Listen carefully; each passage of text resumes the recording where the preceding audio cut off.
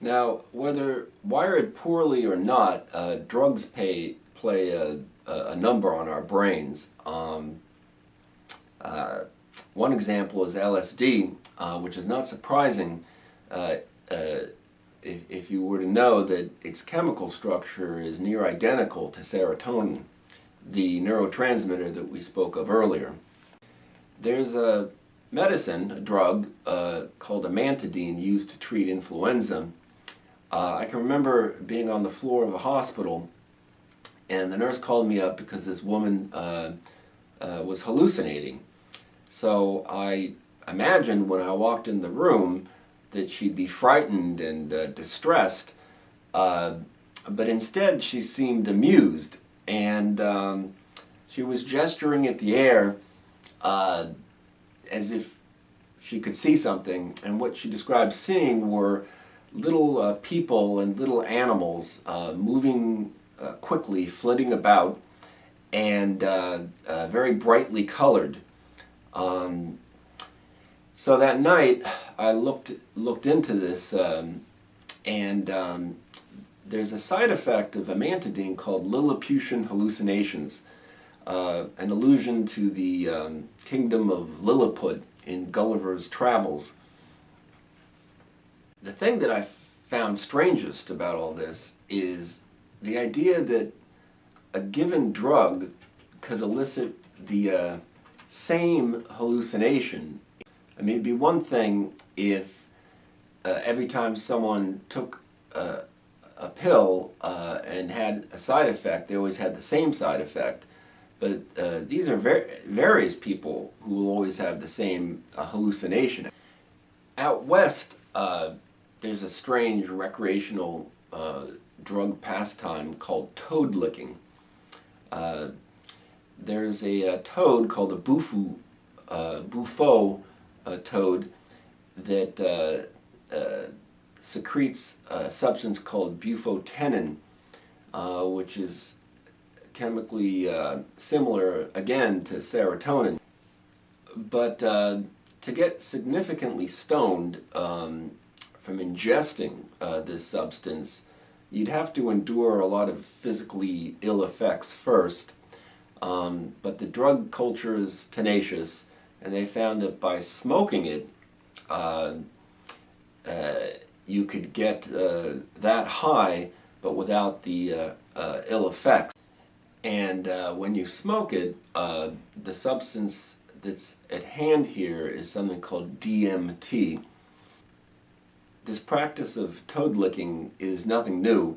It dates back to 2,000 years BC. Animals participate in recreational drug use as well.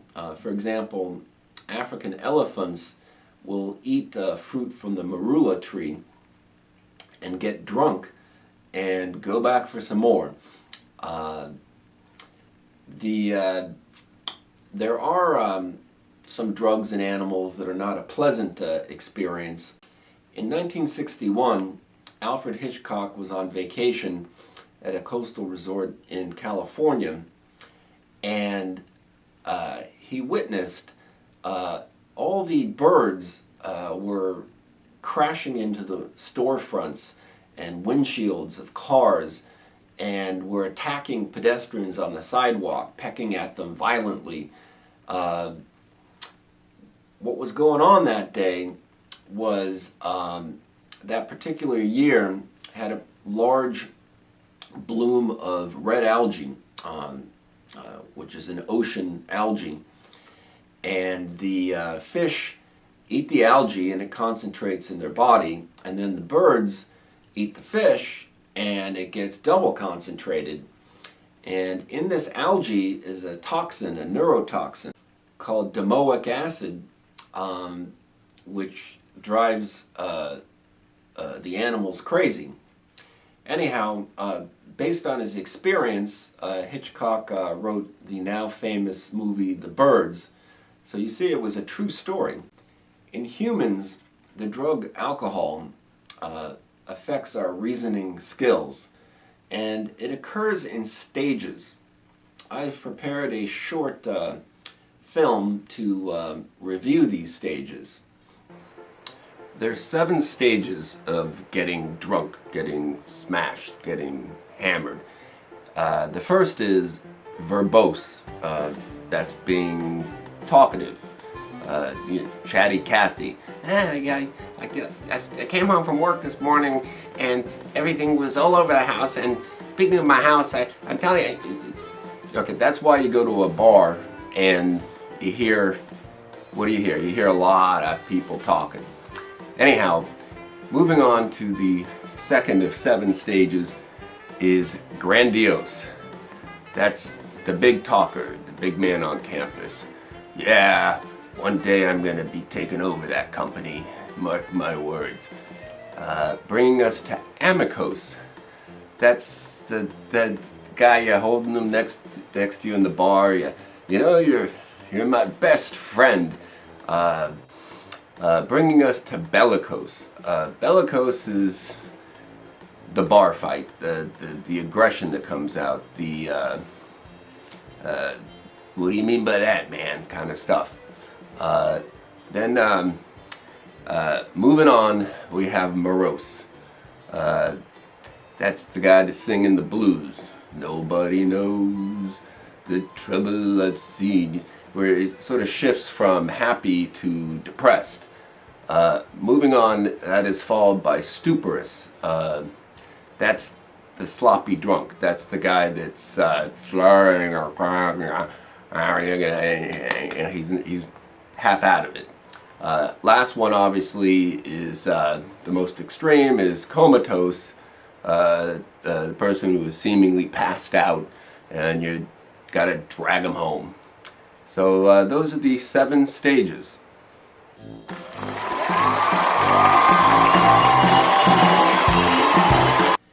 It takes our body an hour to metabolize 1 unit of alcohol.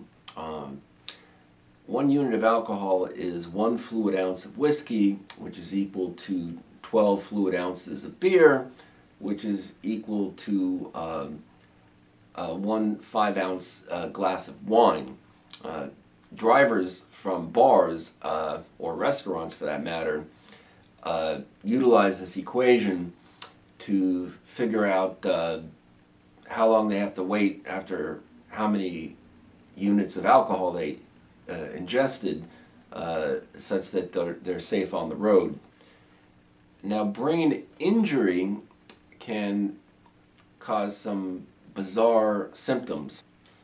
One such disorder involves our brain's language center. In the U.S., English is the most complex of languages.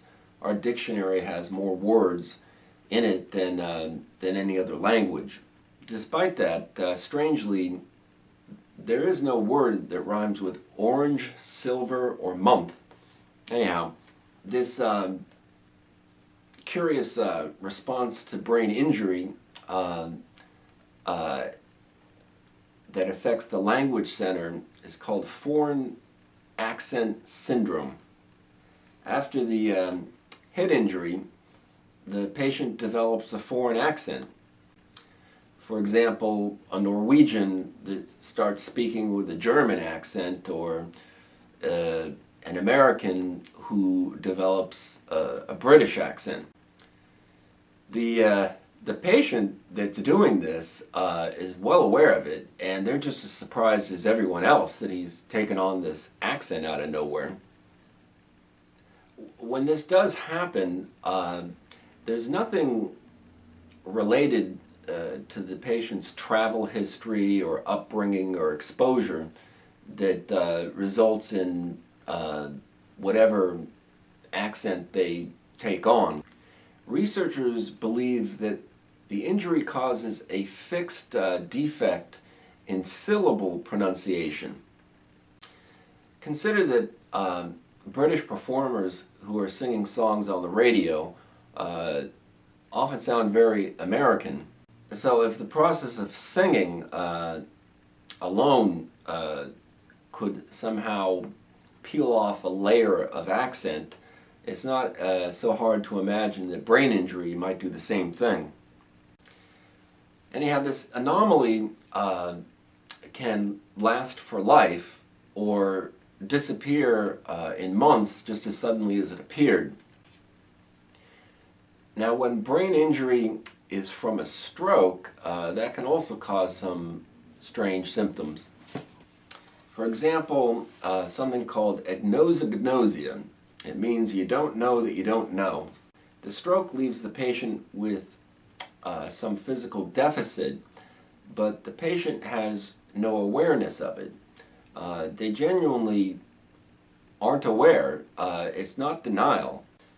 For example, let's say someone's stroke left them with a weak arm and you ask them just how weak does it feel, they would deny completely having any weakness at all and seem surprised that you'd even ask. Even disrupting dreaming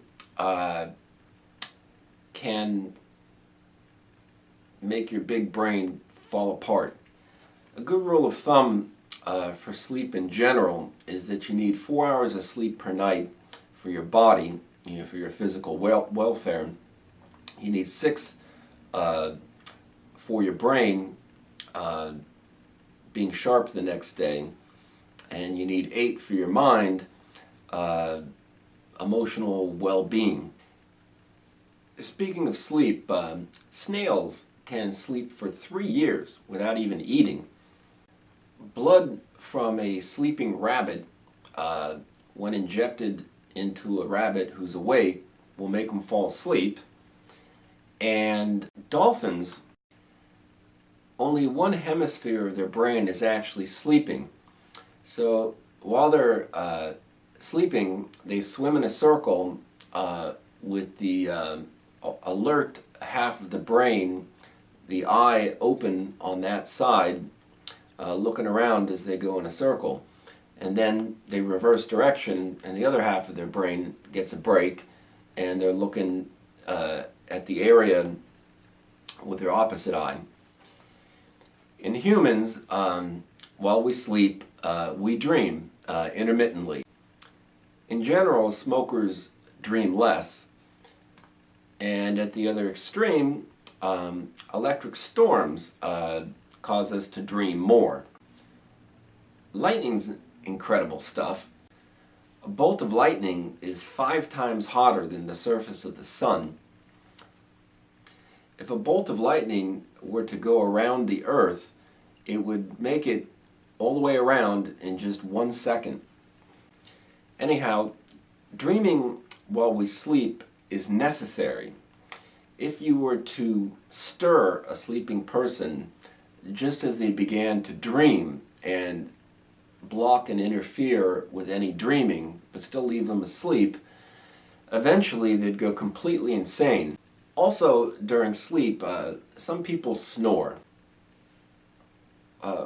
One viewpoint on snoring is that it was a protective mechanism, that the cavemen snored while they were in their cave, sort of like growling to warn any predators that might be trying to sneak up on them. Then again, you got to consider that if it's a big enough predator, that's just a tip-off that there's a fresh meal inside that cave.